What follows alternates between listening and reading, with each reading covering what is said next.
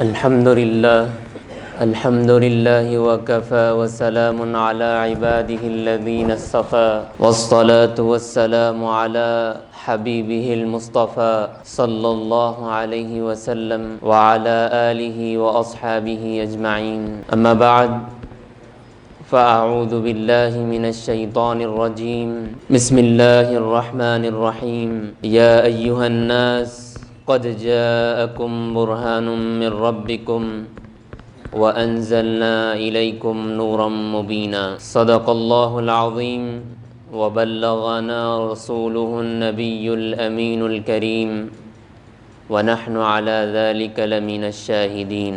آئیے کچھ گفتگو ہو اس سے قبل ہمارا مل کر بارگاہ سرور کونین حبیب خدا ہمارے آقا ارواحنا فدا صلی اللہ تعالی علیہ وسلم کی بارگاہ میں ہدیہ درود و سلام پیش کرتے ہیں۔ جس طریقے سے میں پڑھاؤں بآواز بلند ہدیہ درود و سلام پیش کریں۔ الصلاۃ والسلام علیک یا رسول اللہ، الصلاۃ والسلام علیک یا حبیب اللہ، الصلاۃ والسلام علیک یا نور اللہ، وعلی آلک واصحابک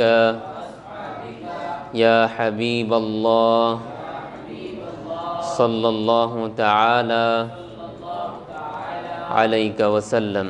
جس عنوان پر گفتگو کرنے کا حکم ہوا وہ ہے معجزات النبی صلی اللہ تعالی علیہ وسلم۔ خطبے میں نے جس آیت کریمہ کی تلاوت کا شرف حاصل کیا، اللہ سبحانہ و تعالی اس میں ارشاد فرماتا ہے، اے لوگو قد جاءکم برہان من ربکم، تمہارے پاس تمہارے رب کی جانب سے کھلی دلیل آئی، اور فرمایا وانزلنا الیکم نورا مبینا، اور روشن نور تمہاری طرف اترا۔ مفسرین اکرام اس آیت مبارکہ کی تفسیر میں بیان کرتے ہیں برہان سے مراد تمہاری جانب کھلی دلیل، اس سے مراد کون ہے اور کیا ہے؟ فرماتے ہیں اس سے مراد معجزہ ہے۔ اللہ تعالیٰ کی عادت کریمہ ہے کہ جب بھی اپنے انبیاء کو اللہ تعالیٰ نبوت عطا فرماتا ہے تو جب نبوت عطا فرماتا ہے تو ساتھ ہی ساتھ اس نبوت کی دلیل بھی عطا فرماتا ہے، جس کو ہم معجزہ کہتے ہیں۔ جیسے کہ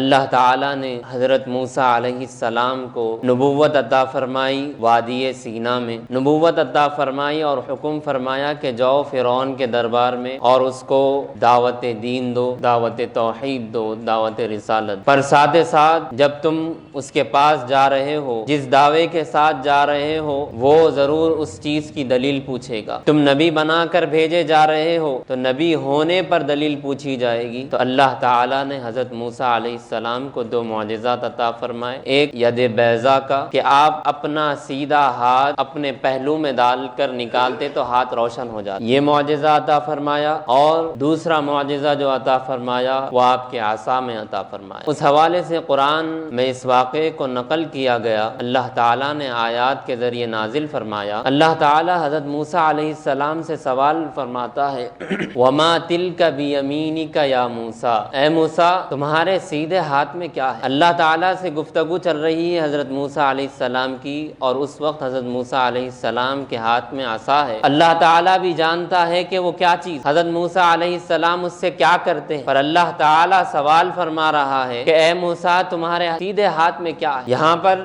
ایک نکتہ یہ بھی ہے، بہت سے لوگ حضور پاک صلی اللہ تعالی علیہ وسلم کے کسی چیز پر سوال کرنے پر یہ دلیل قائم کر لیتے ہیں کہ حضور کو علم نہیں تھا، معاذ اللہ اس کو اس دلیل پہ ٹھہرا کر حضور کے علم غیب کا بھی انکار کر دیتے ہیں۔ اب قرآن میں اللہ تعالیٰ سوال کر رہا ہے جبکہ وہی حقیقی دیکھنے والا، وہی حقیقی سننے والا ہے۔ ہم بھی دیکھتے ہیں مگر اس کی عطا سے ہماری بینائی فنا ہونے والی ہے، ہمارا دیکھنا ختم ہونے والا ہے، سننا ختم ہونے والا ہے، پر وہ حقیقی دیکھنے والا ہے، اس کے پاس حقیقی طاقت ہے، وہ اس کے باوجود بھی سوال کیا کیا جا رہا ہے تمہارے سیدھے ہاتھ میں کیا ہے؟ تو جب دلیل قائم کرنے والے حضور پاک صلی اللہ علیہ وسلم کی مبارک ذات پہ، ان کی مبارک علم پر انگلی اٹھا رہے ہیں کہ حضور نے وہاں فلاں صحابی سے پوچھا تم کہاں سے آ رہے ہو، یعنی حضور کو نہیں معلوم، اللہ تعالیٰ سوال کر رہا ہے حضرت موسیٰ علیہ السلام سے تمہارے سیدھے ہاتھ میں کیا ہے؟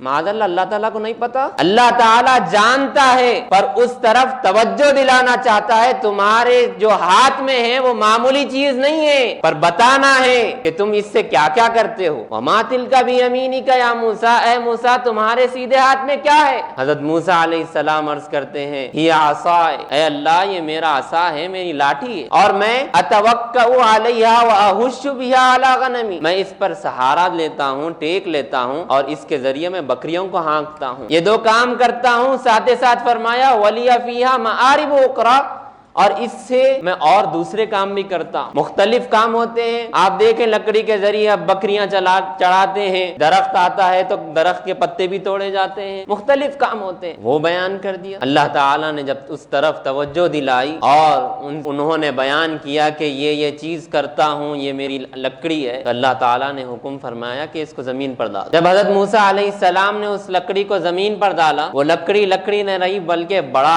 اژدہا بن گئی، بڑا اژدہا بن گئی۔ حضرت موسیٰ علیہ السلام اس کو دیکھ کر پیچھے ہٹ گئے۔ اللہ تعالیٰ نے ان کو دلاسا دیا اور فرمایا کہ اس کو تم ہاتھ بڑھاؤ اور اس کو اپنے ہاتھ میں۔ جب حضرت موسیٰ علیہ السلام ہاتھ بڑھائے تو جوں کی توں لکڑی واپس لکڑی بن گئی، اژدہا جات۔ یہ معجزات لے کر حضرت موسیٰ علیہ السلام فرعون کی اس محل میں گئے دعوت دینے کے لیے، فرعون کے دربار میں، اور اس کو دعوت دی، الہ واحد کی طرف بلایا اور اپنے نبی ہونے کا اعلان کیا۔ تو اس نے کہا کہ اب اس پر دلیل کیا دو، دلیل کیا دو؟ حضرت موسیٰ علیہ السلام نے اپنا سیدھا ہاتھ اپنے بازو میں ڈال کر نکالا تو ہاتھ روشن ہو گیا۔ دلیل دیکھ کر پریشان ہو گیا۔ پھر ایک دلیل کافی نہیں، دوسری دلیل، موسیٰ علیہ السلام نے اپنے عصا کو زمین پر ڈال دی۔ جیسے ہی زمین پر ڈالا بڑے اژدہے کی شکل اختیار کر لیا عصا۔ یہ ماجرا دیکھ کر فرعون گھبرا گیا، پریشان ہو گیا، اب کیا ہے؟ اس کے محل میں جو اس کے چاہنے والے، اس کے چمچے جو بھی تھے، وہ سب پریشان ہو گئے اور فوراً کہنے لگے کہ یہ آپ کی بادشاہت چھیننے آیا، معاذ اللہ۔ حضرت موسیٰ علیہ السلام فرعون کی بادشاہت چھیننے آئے، بلکہ اس کے حواری بول رہے ہیں اس فرعون کو۔ وہ پریشان ہو کر کہا کہ اب کیا کرنا، خطرناک ہو رہا، اب اتنے بڑی نشانیاں بتا دیے دلیل کے طور پہ، اب کرنا کیا چاہیے؟ تو اس کے حواری، اس کے چاہنے والے، اس کے وزیر اس کو مشورہ دیے کہ دیکھیے کچھ دن کا وقت لیجئے، وقت لے کر ہم جو ہے یہ جو انہوں نے بتایا یہ جادو کریں، کوئی دلیل کے طور پہ نہیں پیش کرے، جادو کرے۔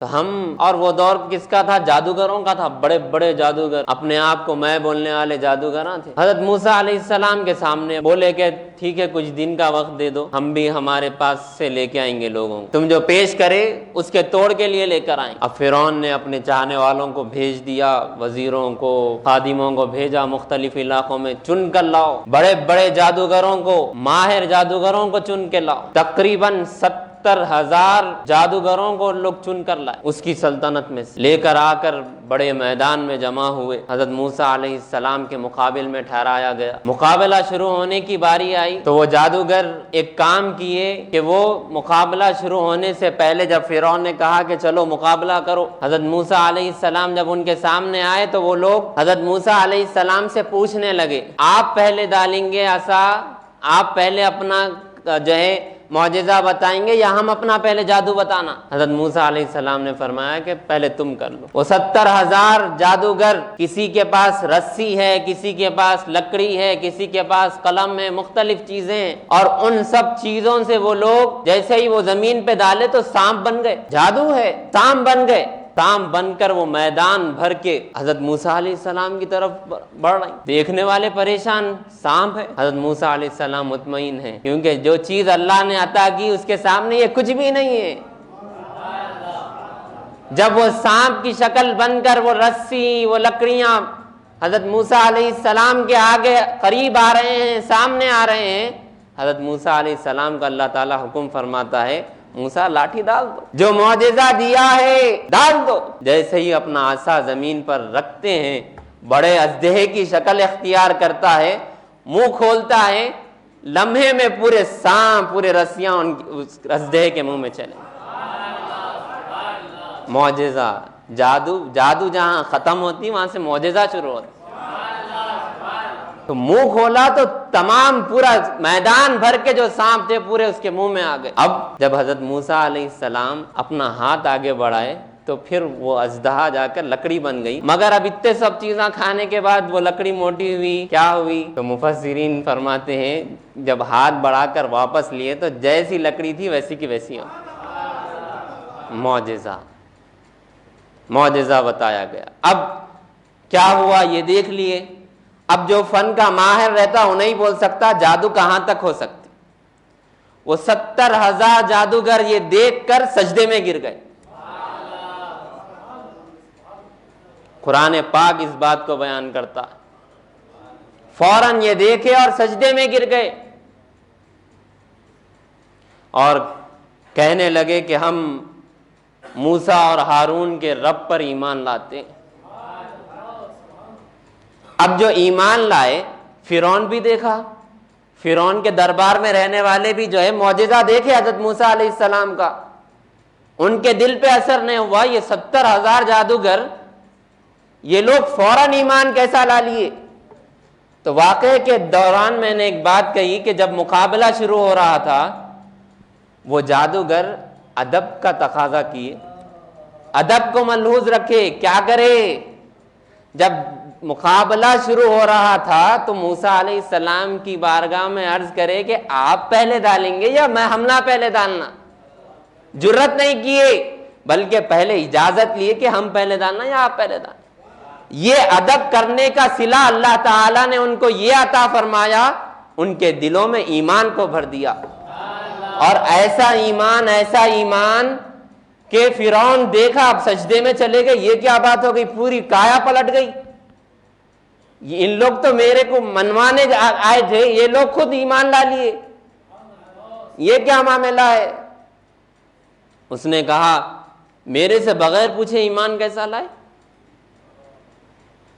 میرے سے پوچھے ایمان لانے سے پہلے؟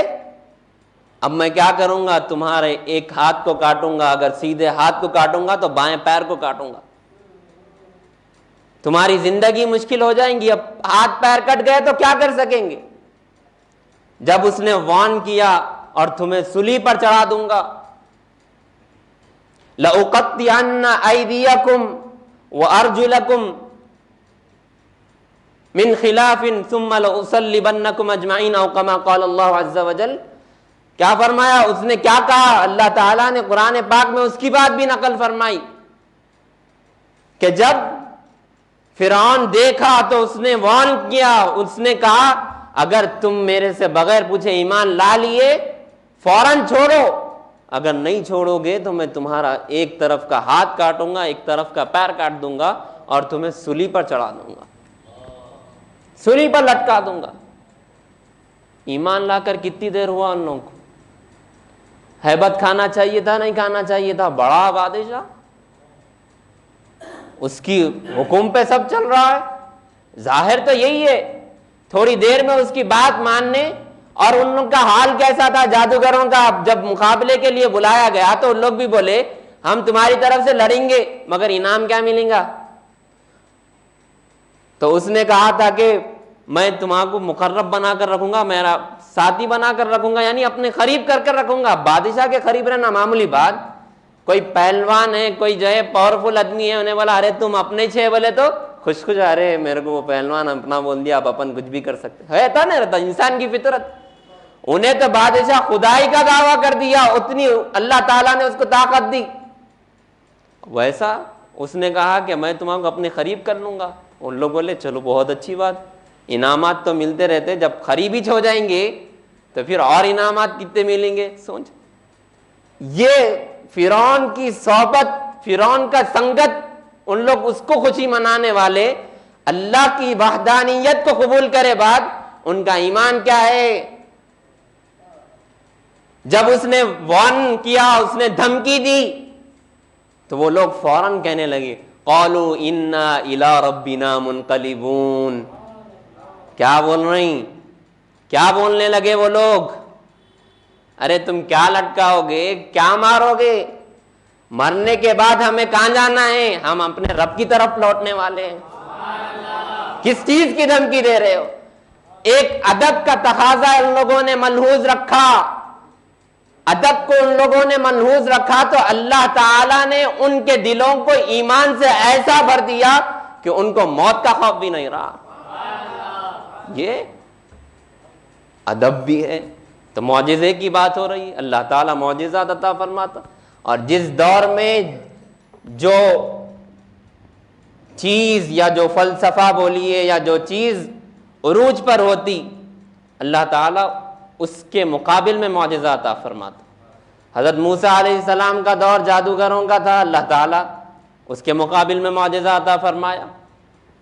اب حضرت عیسیٰ علیہ السلام کا دور، وہ دور کون سا دور تھا؟ اطباء کا دور، ڈاکٹرز کا دور تھا۔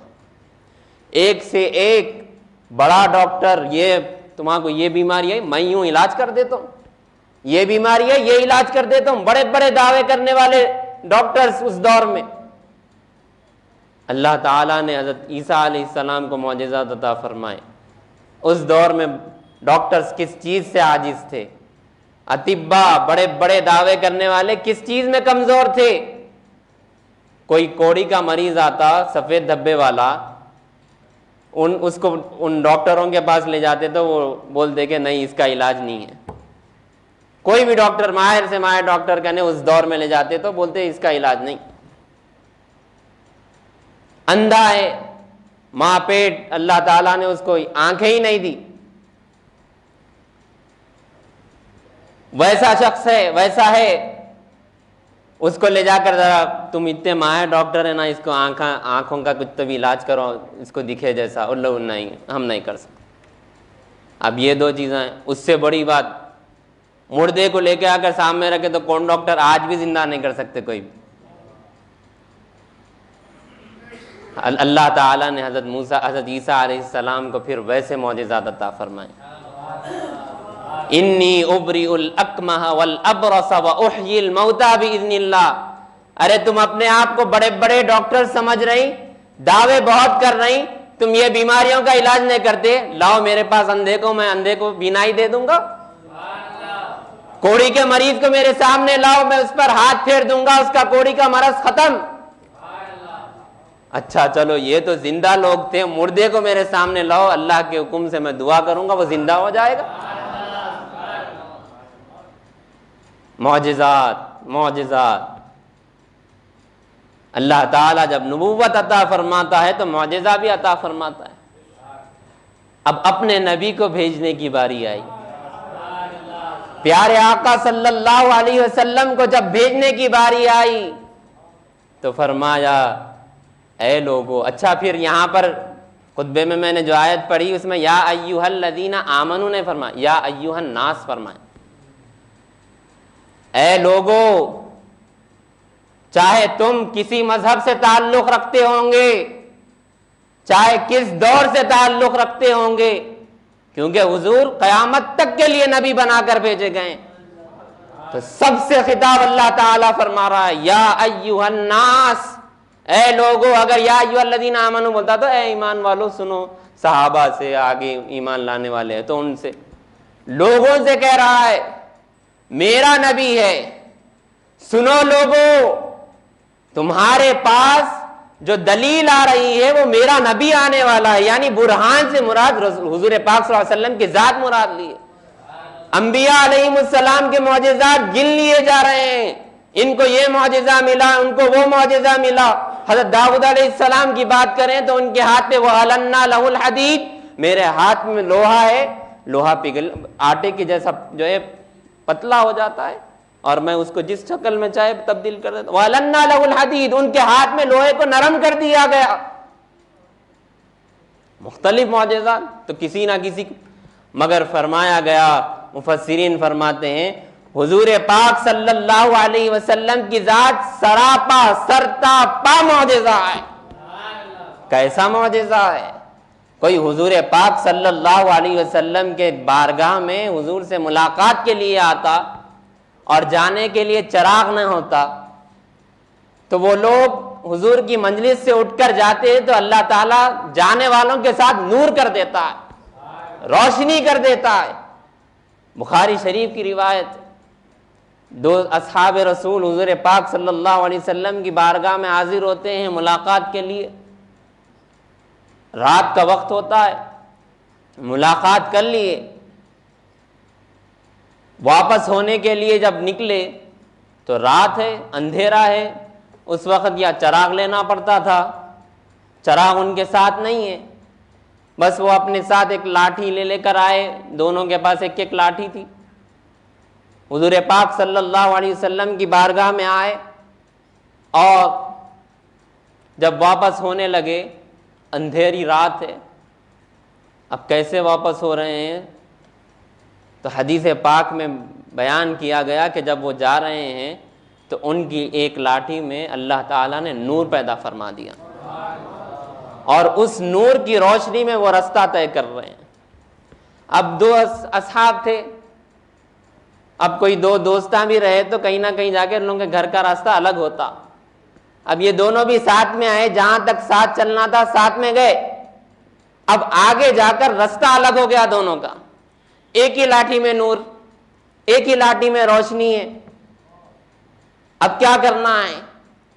تو ایک صحابی ایک طرف چلے گئے، ایک صحابی ایک طرف. جیسے ہی دونوں کے رستے الگ ہوئے اللہ تعالیٰ نے دونوں کی لاٹھی میں بھی نور عطا فرما دیا. پھر اسی کے ذریعے وہ لوگ اپنے گھروں کو پہنچے.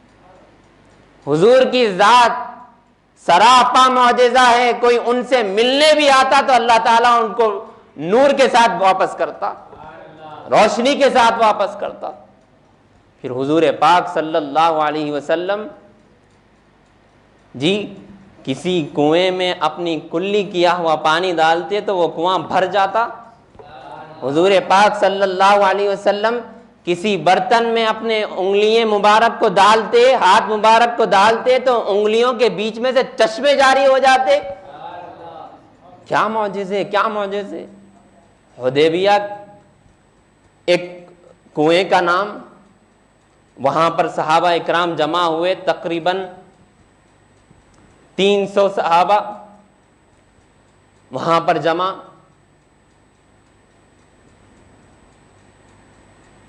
وہاں پر کنواں تھا، وہاں سے پانی لیے صحابہ جس کو ضرورت تھی، مگر جب لیتے گئے تو کنویں میں پانی ختم. اب پانی کی ضرورت پیش آئی. صحابہ اکرام حضور پاک صلی اللہ علیہ وسلم کی بارگاہ میں دوڑتے ہوئے آئے. پانی ختم ہو گیا تو چلو یہ کنویں میں پانی تھا تو لہٰذا اس زمین میں کہیں نہ کہیں پانی ہوگا، کنواں کھود لیں گے اور ایک ایک پانی نکل جاتا. نہیں، حضور کی ذات کے پاس آ رہے ہیں، حضور کے پاس آ رہے ہیں. پانی ختم ہو گیا یا رسول اللہ صلی اللہ علیہ وسلم. حضور بھی یہ نہیں فرما رہے کہ ارے کنواں کھود کے دیکھو دوسری جگہ، یا جو ہے دیکھو آگے کوئی قافلہ جا رہا ہے تو وہاں سے لے لو. نہیں، حضور خود بذات خود اس کنویں کے پاس، حدیبیہ کنویں کے پاس جاتے ہیں اور وہاں پر پانی منگاتے ہیں. کچھ پانی لے کر آ کر دیا جاتا ہے. حضور پاک صلی اللہ علیہ وسلم اس پانی سے منہ میں پانی لیتے ہیں اور کلی کرتے ہیں برتن میں، اور اس برتن کو جب اس کنویں کے اندر ڈالا جاتا ہے تو جیسے ہی پانی کلی کا پانی حضور پاک صلی اللہ علیہ وسلم کا اس کنویں میں جاتا ہے تو کنواں اتنا بھر جاتا ہے کہ صحابہ اکرام بیان کرتے ہیں کہ اس کنویں کی تہ ہم کو معلوم نہیں ہوئی کہ کتنا گہرا کنواں ہے۔ ابھی تھوڑی دیر پہلے خالی کنواں حضور نے کلی کی اور اس پانی میں ڈال دیا تو وہ پانی بھر گیا۔ پھر اس سے اتنے صحابہ اکرام پانی پیے، پھر اپنے جانوروں کو پانی پلائے، اور پانی جو ہے ختم نہیں ہوا اس کے بعد بھی۔ یہ معاملہ ایک دفعہ حضور پاک صلی اللہ علیہ وسلم مسجد نبوی میں ہے یا کوئی مسجد میں جلوہ گر ہیں، صحابہ اکرام ساتھ میں ہیں، نماز کا وقت آیا، جتنے صحابہ اکرام کا گھر وہاں قریب تھا وہ سب اپنے گھروں میں وضو کرنے کے لیے چلے گئے۔ اب جو حضور پاک صلی اللہ علیہ وسلم کی بارگاہ میں موجود تھے ان کو وضو کرنا تھا، حضور پاک صلی اللہ علیہ وسلم نے برتن منگایا، ایک چھوٹا سا پتھر کا برتن لایا گیا جس میں تھوڑا پانی تھا۔ حضور پاک صلی اللہ علیہ وسلم نے وہاں پر اپنے انگلیاں مبارک کو، اپنے ہاتھ کی انگلیوں کو اس برتن میں ڈالتے ہیں۔ برتن چھوٹا تھا تو جس کی وجہ سے حضور اپنی انگلیوں کو چپکا کر اس کے اندر ڈالتے، جیسے ہی انگلیاں مبارک اس برتن میں جاتے ہیں فوراً برتن پانی سے ابلنا شروع ہو جاتا ہے، اور اس ابلتے ہوئے پانی کے حضور پاک صلی اللہ علیہ وسلم فرماتے صحابہ کو اس سے وضو کر لو، اس سے پانی پی لو۔ جتنے صحابہ وہاں تھے تقریباً 80 صحابہ تھے، ان سب نے وضو بھی کیا، پانی بھی پیا۔ یہ معاملہ حضور پاک صلی اللہ علیہ وسلم کی ذات مبارکہ وہی ہاتھ ہے، وہی انگلیاں ہیں، جب آسمان کی طرف اٹھاتے ہیں تو چاند کے 2 ٹکڑے ہو جاتے ہیں۔ زمین کی حد تک نہیں، آسمانوں پہ بھی اللہ تعالیٰ نے حضور کو قدرت عطا فرمائی۔ بچپن کا بھی واقعہ حضرت عباس بیان کرتے ہیں، میں جب حضور کے بازو لیٹتا، حضور اپنی انگلی سے چاند کو جس طرف انگلی اشارہ کرتے چاند اس طرف جھک جاتا، چاند جھک جاتا جدھر انگلی اٹھا دے مہد میں۔ کیا ہی چلتا تھا اشاروں پر کھلونا نور کا۔ یہ معاملہ حضور پاک صلی اللہ علیہ وسلم وہی انگلی سے اشارہ کرتے ہیں تو چاند کے ٹکڑے ہو جاتے ہیں، ہاتھ اٹھتے ہیں تو سورج پلٹ کر آ جاتا ہے۔ معجزات معجزات معجزات، سراپا معجزات، منہ مبارک میں معجزہ۔ حضور پاک صلی اللہ علیہ وسلم کسی کپڑے کو ہاتھ لگا دے تو وہ کپڑا اگر آگ میں ڈالا جائے تو وہ کپڑا جلتا نہیں بلکہ صاف ہو کر نکلتا آگ میں سے۔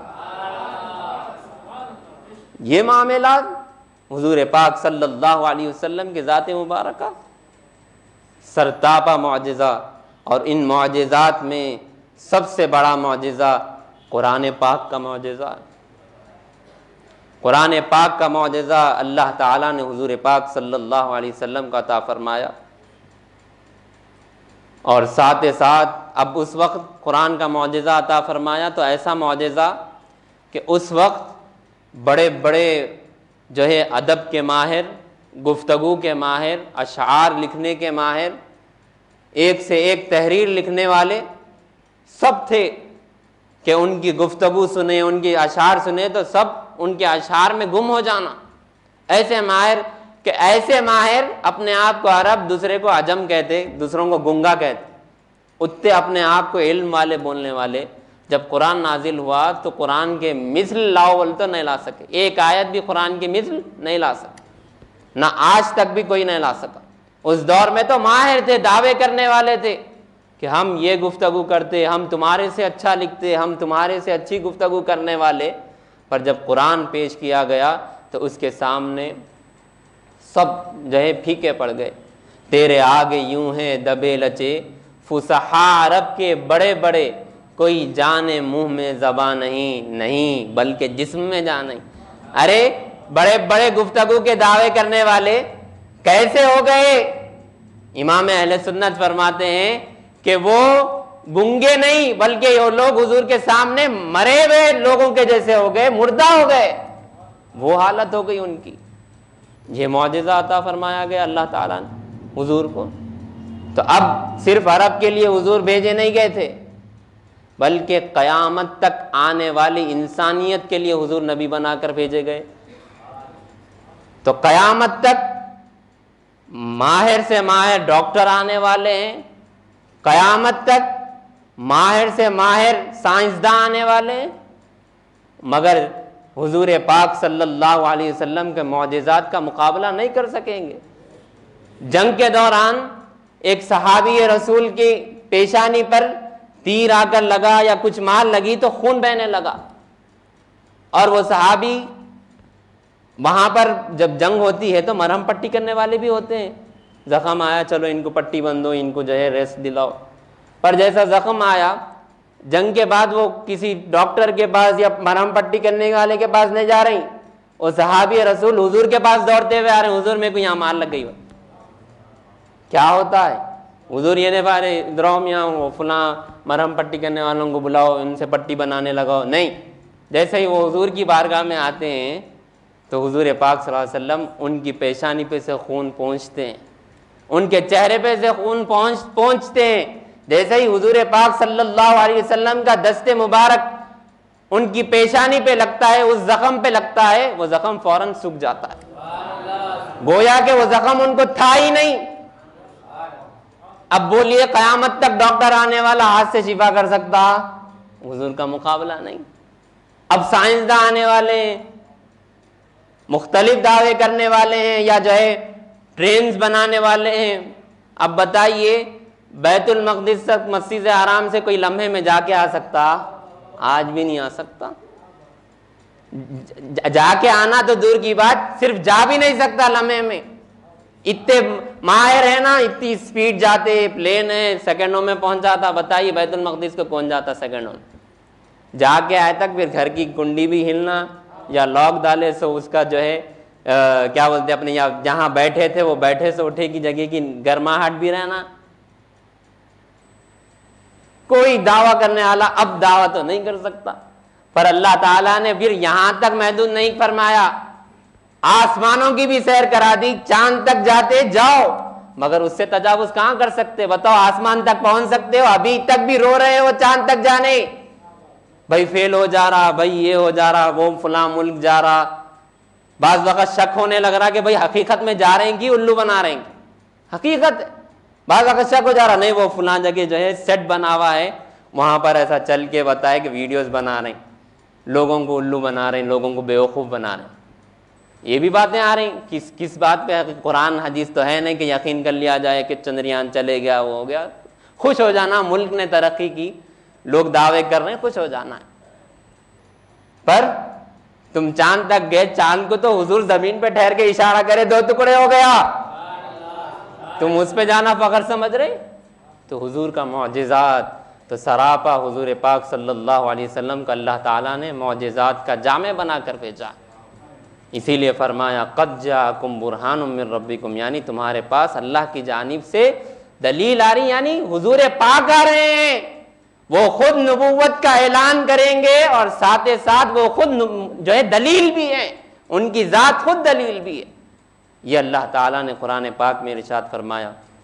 ہمیں چاہیے اپنے عقیدے کی اصلاح کرنا ہے، اپنے عقیدوں کو مضبوط کرنا ہے، حضور پاک صلی اللہ علیہ وسلم کا، اور یہ باتیں کب سمجھ میں آتی، کب ان باتوں کو سنے تو دل خوش ہوتا؟ جب ادب مصطفیٰ رہنا، اور ادب رہا تو ایمان کا حال کیا رہتا؟ وہ جادوگروں کا حال رہتا کہ فوراً سجدے میں گرتے ہیں اور دھمکی کوئی ایکسیپٹ نہیں ہوتی، ان لوگوں کو کوئی احساس نہیں رہتا دھمکی کا، یہ معاملہ۔ تو اپنے دلوں میں ادب پیدا کریں اور اللہ تعالیٰ سے دعا کریں کہ اللہ تعالیٰ ہمیں حضور پاک صلی اللہ علیہ وسلم کی سچی پکی محبت عطا فرما، اور ان کی محبت کو ہمارے دلوں میں بھر دے، اور ہمارے عقیدوں کی اصلاح فرما۔ وصلی اللہ تعالی وسلم علی خیر خلقہ سیدنا و مولانا محمد وعلی آلہ واصحابہ اجمعین، والحمد للہ رب العالمین۔